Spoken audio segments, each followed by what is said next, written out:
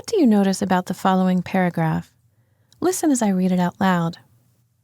I squinted into the shimmering heat rising off the asphalt. The remains of an armadillo buzzed with flies. I thought maybe this hadn't been such a good idea. I heard a car approach in the distance. Do you notice how, as I read it out loud, the sentences tended to fall into a monotonous pattern? Now, listen to the same opening paragraph from the sample essay. I squinted into the shimmering heat rising off the asphalt at the remains of an armadillo, buzzing with flies. Maybe this hadn't been such a good idea, I thought.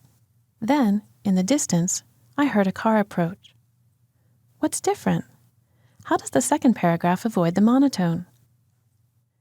In the second paragraph, the sentence structure varies. In the first paragraph, however, each sentence follows the subject-verb pattern. I squinted, remains buzzed, I thought, I heard. There are a number of ways to vary sentence structure. As you can see in the sample, the first two sentences are joined with a preposition, at, and the verb buzzed becomes the participle buzzing. In the second sentence, the order is inverted, so that the subject verb comes at the end. Finally, the last sentence uses a conjunctive adverb, then, to introduce the sentence, followed by the prepositional phrase, as an appositive. Note how it is set off with 2 commas. There are 2 other ways you can vary your sentence structure. Both of them involve combining shorter sentences. Just a warning here, this movie will involve some grammatical terms. I know, just hang in there and I'll do my best to make it painless. Coordination involves combining shorter sentences by using what are known as coordinating conjunctions. You may have been taught to remember these conjunctions with the acronym FANBOYS. Coordinating conjunctions can be used to combine 2 shorter complete sentences into a single longer sentence. They can also combine shorter phrases that have a subject and a verb. These phrases are referred to as independent clauses because they can stand independently without needing other words to be a complete sentence. Here are some examples of independent clauses. Notice how these each follow the same subject-verb pattern we saw in the original paragraph. We can combine these short independent clauses using the coordinating conjunction from the list that makes the most sense. In the first pair of phrases, we need a word that indicates contrast. She hoped to arrive by 8, but her flight was delayed. In the second pair, we need a word that indicates cause and effect. His wife would not arrive on time, so he went to the movie alone. Notice how each combined sentence includes a comma before the conjunctive adverb. You always need to use this comma. You can practice more examples of combining phrases or shorter sentences this way in the exercise files.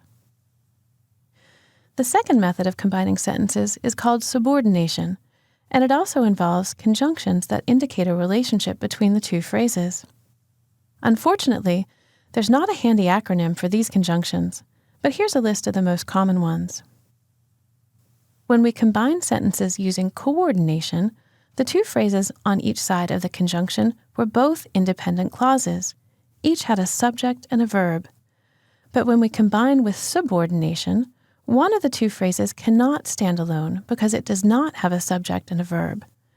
These phrases are known as dependent clauses because they depend on other words to be correct. So let's look at different versions of those same phrases.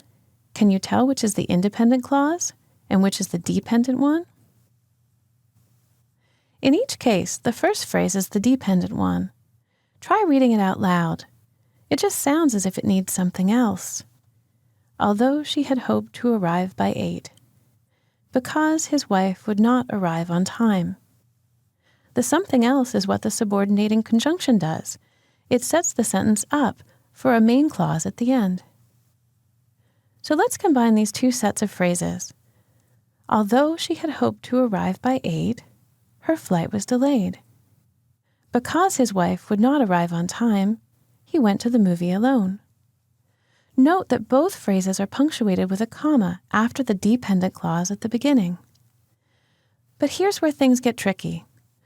What if you decided to put the main phrase, the independent clause, first? When you do this, it still makes sense, but you do not use a comma. You can practice more examples of combining phrases or shorter sentences in this way in the exercise files. So as you begin drafting, use these techniques to make the sentences in your essay sound much more readable and engaging.